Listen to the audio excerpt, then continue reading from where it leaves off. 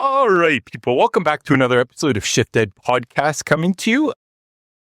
I've been really diving into our beautiful province of Quebec and this great dynamic we have of our English and French societies together, coexisting and figuring one another out so that we can continue coexisting from here to the end of time.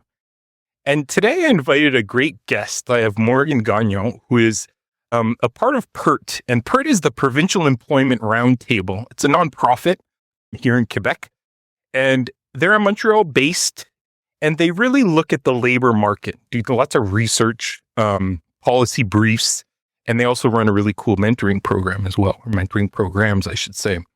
But the research, I was at a Questgrin, I guess they call it a summit or a symposium, I guess. And PERT was there, and they talked a lot about some really great research that they had. So I reached out to Morgan, and she graciously said, I am going to come on, and this will be my first podcast, and I'm going to love it. So Morgan, here you are.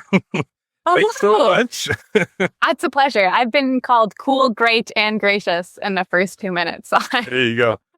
delighted to be here. Lots going on for sure. So Morgan, can you kind of like set the stage for us a little bit? And how did you get involved in PERT? What was your kind of your stepping stones that brought you into the position you are today? Oh, wow. Great big question. Well, me and myself, I studied at Bishop's University, which is a really interesting little English-speaking pocket of the province. And then moved to Montreal for my master's. I studied philosophy in both.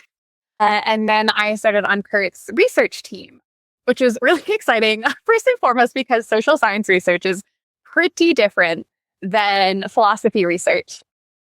But we have a wonderful director of our policy and research team, Stakus Viwanze, who brings a really interesting lens to all of the research that we do. So we take on oftentimes community-based research, so conducting projects that are grounded in the perspectives of and accountable to the community that they're researching, in this case, English-speaking Quebecers. And I worked on the research team for about 4 years and realized that what I loved most about my job was working with all of our different partners to think up and bring to life different projects, research projects, or programming projects. And so I have since found my way into the development team at PERT, which does exactly that, partnerships and programs. Amazing. I love that research can tell us a story. And I think you guys do a great job at telling the story behind the research. And one of the research that I found, like, wow, is this $1.5 billion employment gap that we see differentiated between English and French speakers. Can you paint us this story of what this looks like on the ground? Like 1.5 billion employment gap a year, right? They're looking at, like, if things stay status quo, this would be a gap that would exist. Can you add some words to this story? Let's get technical. So for a long time in the province of Quebec, we saw trends that saw English speakers faring better, a group of English speakers faring better as compared to Francophones in the province. And in the last couple of decades, we've seen an inversion of that socioeconomic trend. So English speakers are faring worse in the labor market.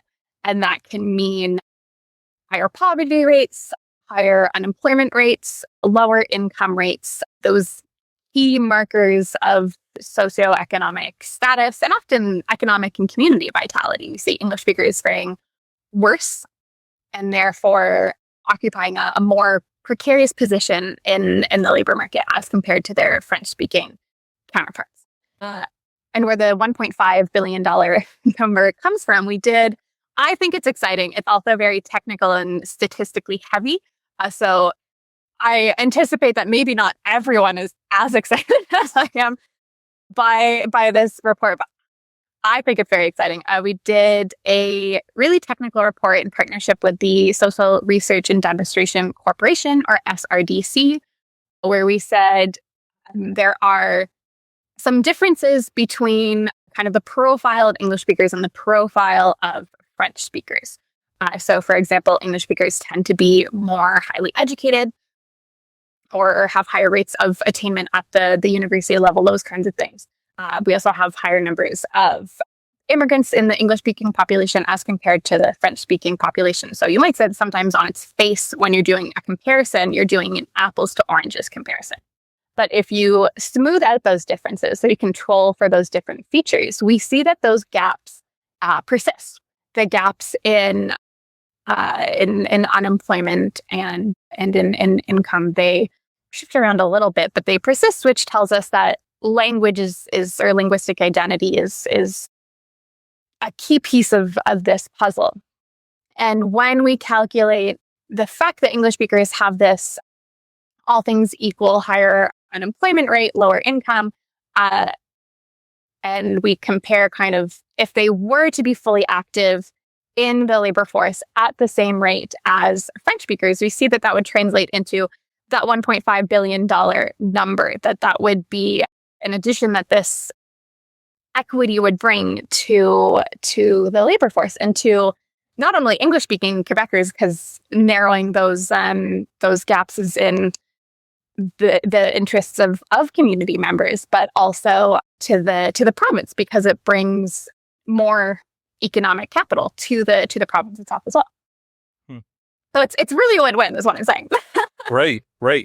And like, is this like when you present these findings, like, what are people's reactions to it? Like, it seems like a lot of money, like possible, I guess it's possible money, but like, what are people's reactions to when you put something like this out there in the ether for people to kind of sift through and digest a little bit? I think it depends on the person. I think for some people, they have along the lines of the reaction that you're describing. It's a no-brainer. Closing these gaps is a good thing. It's kind of mutually beneficial to all the key players. But I think for other people, a lot of what our work has consisted of is myth busting. So Purdue's about 5 years old, so we're relatively new. We're entering kindergarten, the first grade. Right. If we were a child. Preschool. And so for these past 5 years, we've been building our research base and building our evidence base. And a lot of that has been compiling the statistical evidence, the quantitative evidence that documents these gaps, because I think it's a deeply held understanding oftentimes in the province that because English speakers historically were occupying this quite socioeconomic elite status, that status has persisted. And it is true that there continue to be wealthy individual English speakers, but on the whole, the trend shows that the community is faring worse. And I think that is a really big surprise. And I think we see that when we say these numbers, sometimes there's maybe a bit of shock or like intrigue in what we're saying and how we arrived at these figures. Right. And can you guys point to reasons why? I mean, I guess it must be system wide. Like it's a part of the system or how things are set up.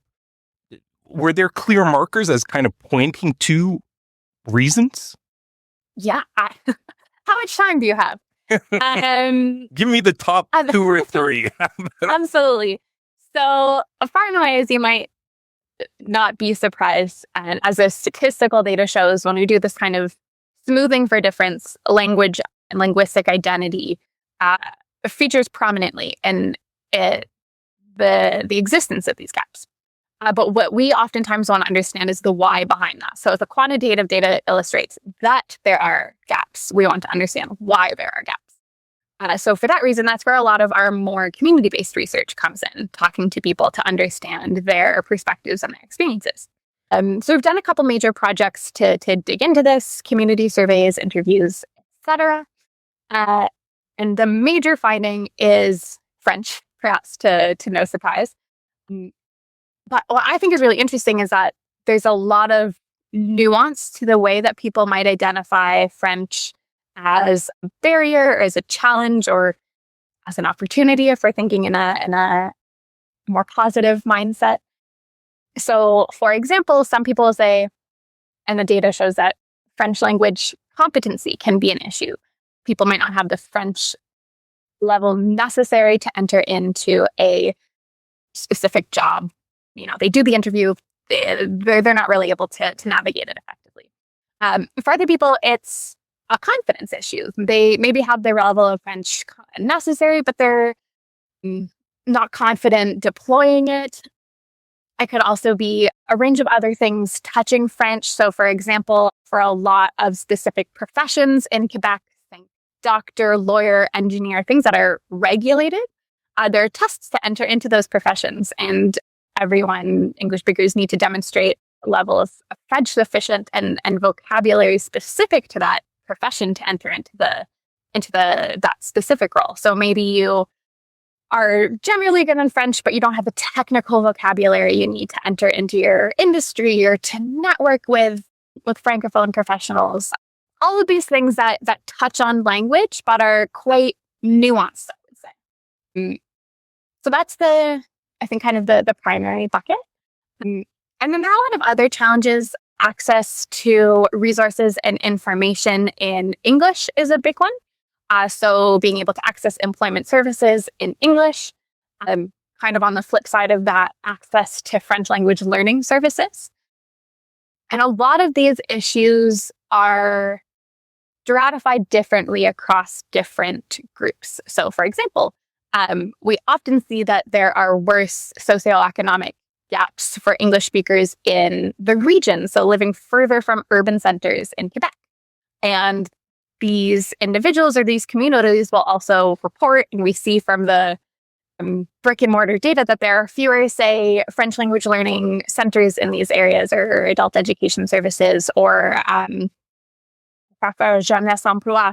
Maybe you have to travel 3 hours instead of, I don't know, maybe 40 minutes on a metro if you're in the far reaches of the Montreal urban area.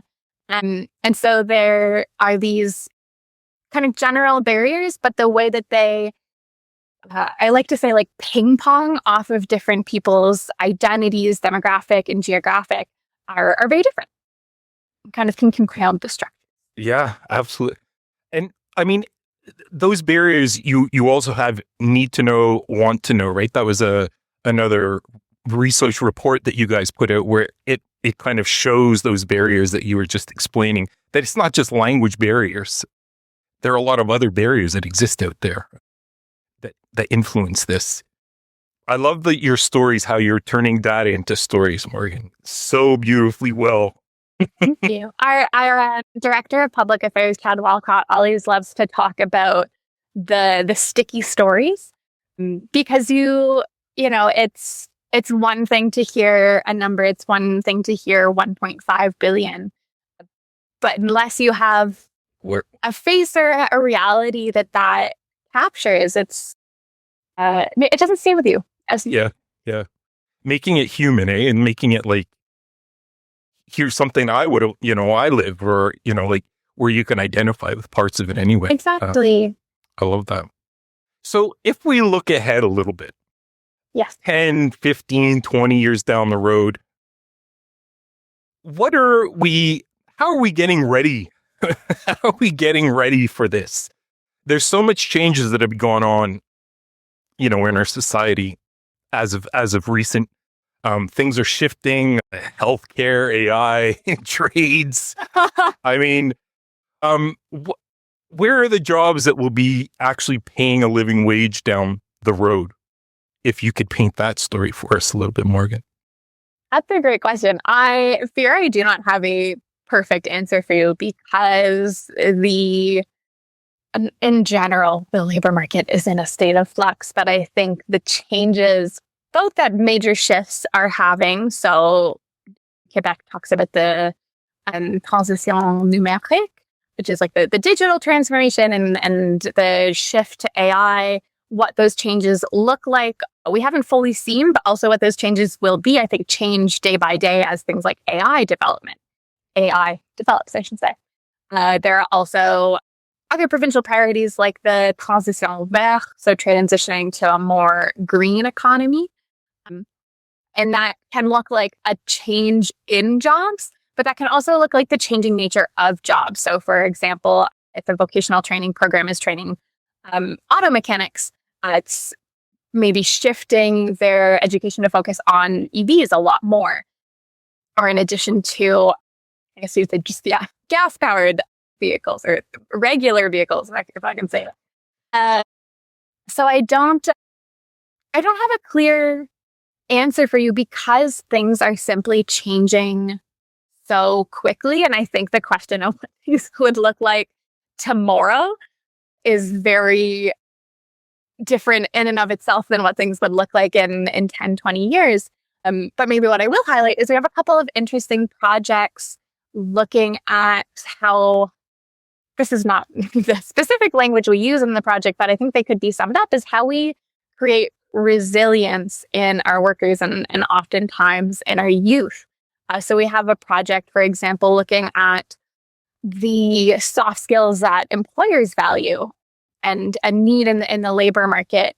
And a lot of discourse right now is emphasizing soft skills as an important complement maybe to AI literacy or a component of AI literacy, simply because it might suggest the critical thinking skills you need to engage in artificially generated content, images, creation, those kinds of things. So what we're interested in looking at maybe some of the building blocks there. Yeah, because it's definitely something that educators need to start being aware of if we're in the process of preparing our kids for this future. And we always have this quaint phrase that we're preparing kids for a future that we don't know yet. And the soft skills, I mean, it seems to be like we're heavy content oriented a lot in our educational systems. And the soft skills and voc tech as well, right? Like vocational training and stuff seems to often get overlooked. And having a push towards soft skills, I think, super important.